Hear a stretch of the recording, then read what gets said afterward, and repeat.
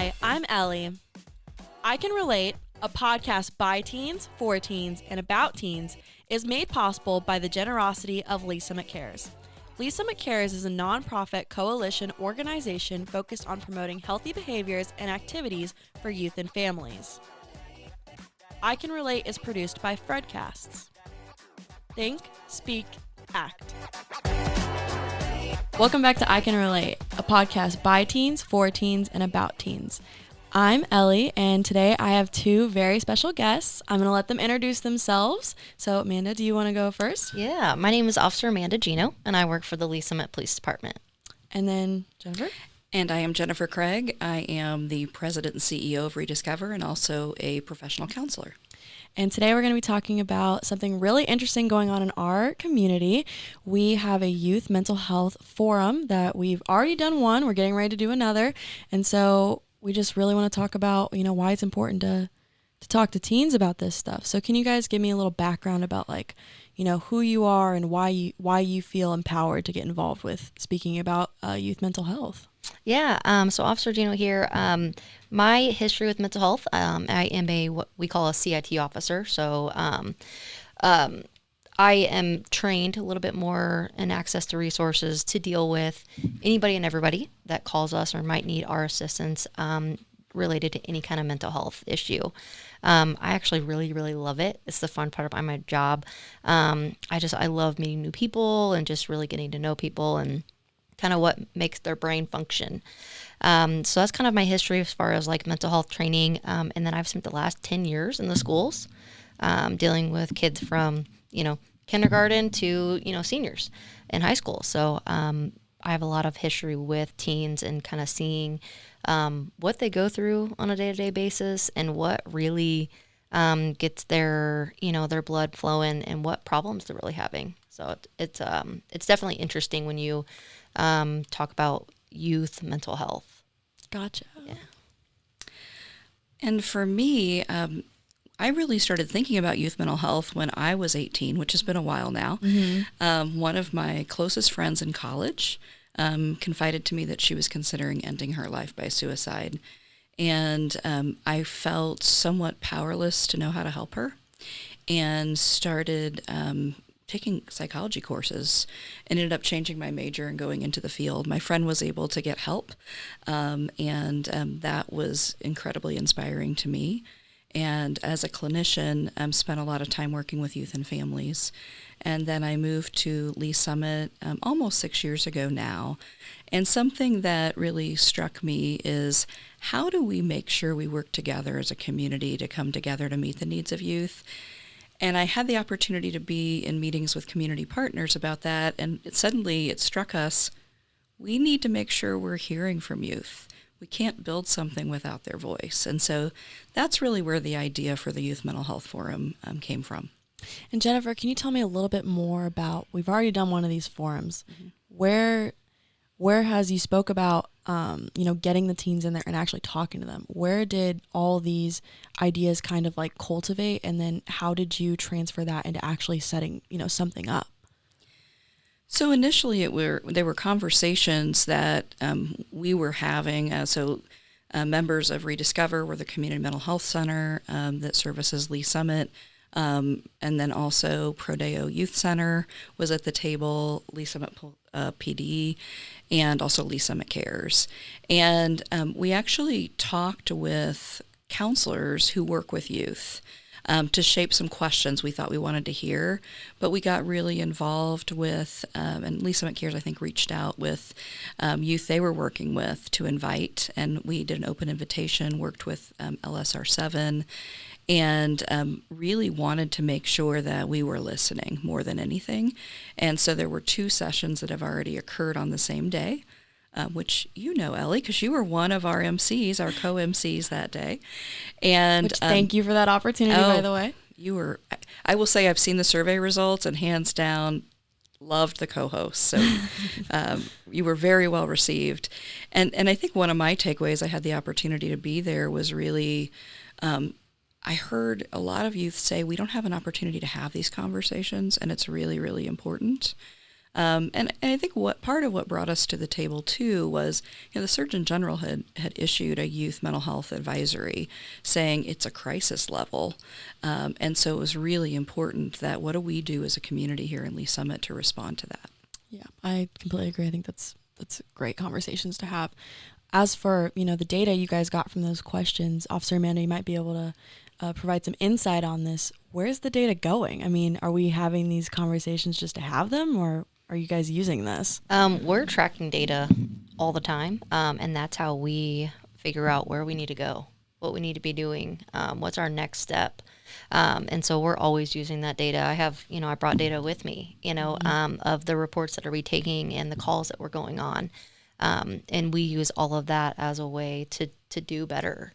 And we work with ReDiscover closely, and they're using that data as well. So definitely useful. Not always the most fun to keep track of data, but definitely useful.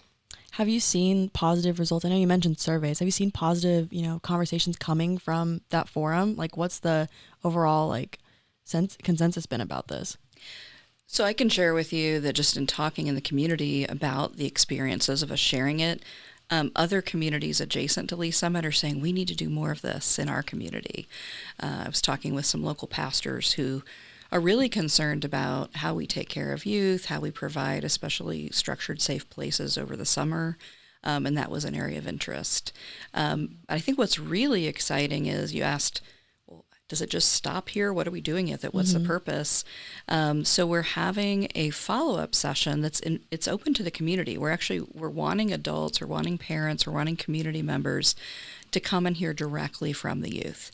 So we had over 30 youth that came to those first two sessions volunteer to be a part of presenting their point of view, representing the other youth that were there to the community at large. And so that's going to be coming up in April. What are you expecting that to look like? I mean, are they going to present the data we talked about, or what are they kind of going through that process of? So my understanding is there will be a little level setting at the beginning, just presenting the why. And so I think Officer Iceberg is going to share some of the Lee Summit PD data like he did with the youth forum. And then it's really going to be youth-driven, sharing what had happened, answering some of the questions, and then there'll be just a little opportunity for a call to action for those who attend to really talk about what they could do after hearing from the youth about next steps to really respond, because that's the goal. It's not to just talk about it and do nothing. It's okay, as a result of what we've heard, what can we do to really fill gaps and make a real big impact? That all sounds super exciting. What's that date looking like for you guys? I believe it's April 22nd is the date. And then, so kind of on that, you guys are doing a partnership. It's ReDiscover and Lee Summit Police Department. So where did that partnership come from for you guys? Like, I obviously know that you guys are, you respond to the calls and things like that, and you provide, the counseling and things like that. So this partnership is something I think is, very valuable, but where did that idea kind of resonate from? Well, I think we could say we've been partnering for many years now. I think it's evolving, and Definitely. The idea of a crisis intervention trained officers is something that Lee Summit Police has really been a leader in our community, and for over 10 years there's been work on that. But right before COVID, we had an opportunity to apply for a grant at a federal level and to roll out this concept of mental health co-responders. So when someone does call, and the dispatch realizes it's really a mental health issue, we can have a mental health counselor who's an employee at ReDiscover respond with the police.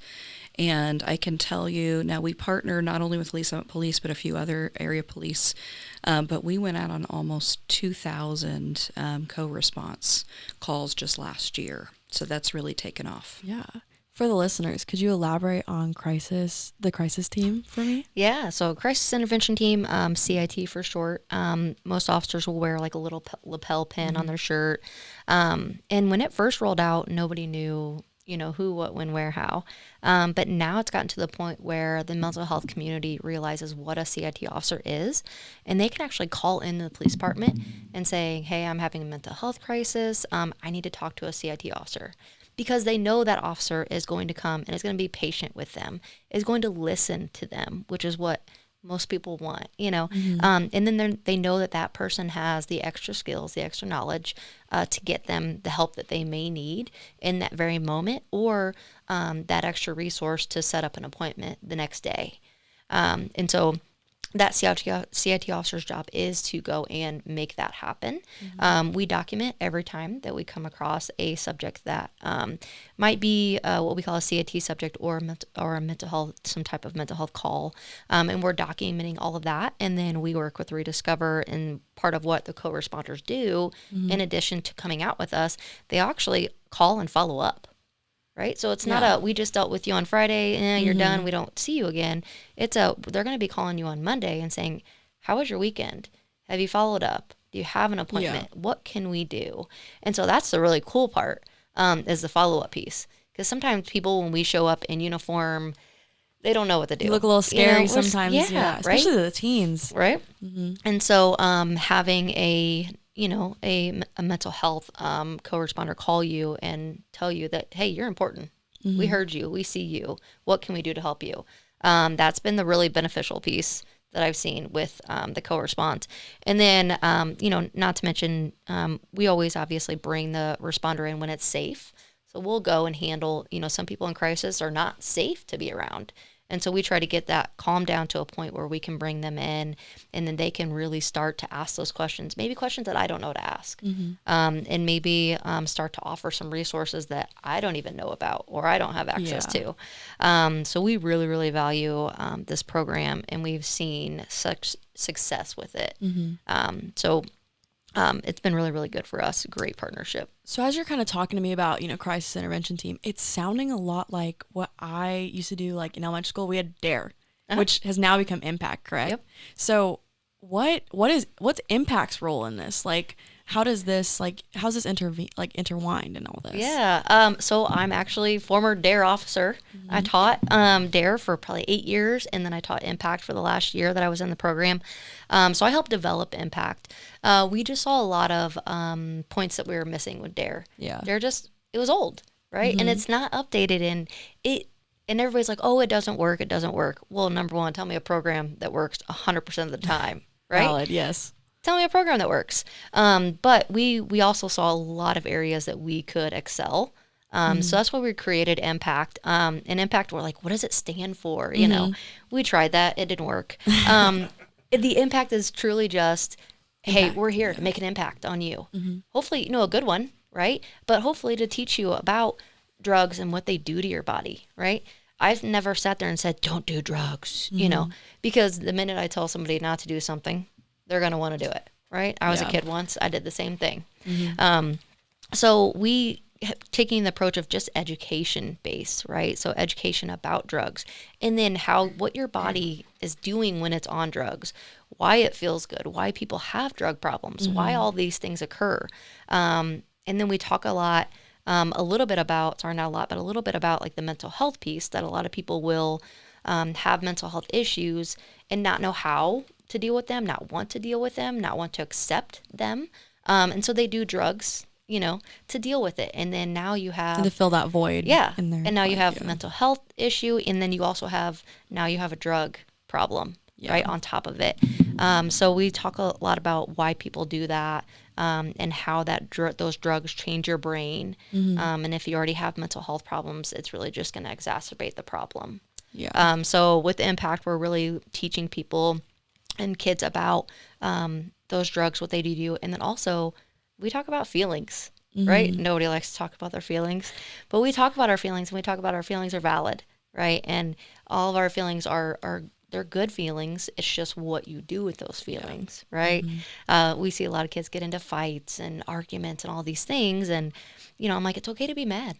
It's totally okay to be mad, but it's not okay to punch somebody when you're mad, So we talk a little bit about just kind of like overall wellness, really. Yeah. Just youth health Yes, and we really yes. looked about like how do kids learn, right? Kids don't learn when you're sitting there talking at them.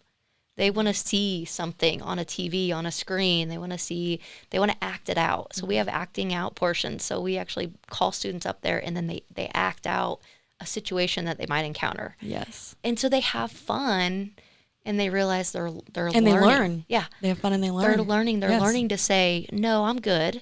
No, thank you. I'm not interested. Right. Yeah. So, and we do interactive games and all of these things that we really looked at how these kids are learning. Yes. So yeah, it's an awesome program. Yes. I'm Yeah. so glad that it's moved away from just, like ATOD and like really like driving home the idea of like mental health impacts drug usage.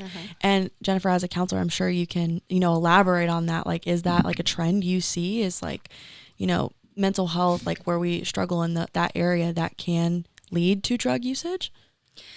Yeah, oftentimes it's what comes first, right? Is are we turning to substances to numb the pain we have from anxiety or depression? And we see a lot goes hand in hand. In fact, on any given day when I talk with one of our psychiatrists, they will say for their adult patients, probably anywhere from a 65 to almost 90% co-occurring disorder is what they call. So mental health diagnosis and substance use diagnosis. Well, I just want to say I'm so glad that you guys are, doing this and really listening to us and, giving us this space to, share our voice and have those conversations. But I don't think I have any other questions for you guys. So is there anything else you want to add on about April 22nd or just, CIT or impact, anything like that? Yeah, I just wanted to talk a little bit about like mental health and youth now is a whole different world than it used to be with social media. And just that social media, we've seen it exacerbates a problem. And so we're really trying to, it's something we talk about with Impact too, is talking about social media use. What's real, what's not, what's appropriate, what's not appropriate. And we try to talk about like setting some guidelines and boundaries for yourself and really learning to, talk about your feelings with people, your parents, a therapist, someone that you trust. And we're really trying to get kids to talk. Not just text, not just email, but really be able to talk. Because we all know I've read a text message and I read it one way and it was totally meant to be, something other than what I read. I'm like, oh, that is not what I interpreted. So we're really trying to get kids to maybe not be so on social media or don't turn to social media when they are having some mental health issues and turn to find someone, or a place that they trust and that they can actually go and talk about their issues and hopefully start to make, some progress in dealing with it. All right. Well, thank you guys. If you're in our community, make sure to come out April 22nd at MIC, so the MIC. Missouri Innovation Campus. I believe it starts at 6 p.m. Yeah. All right. Well, thank you for listening to I Can Relate. See you next time.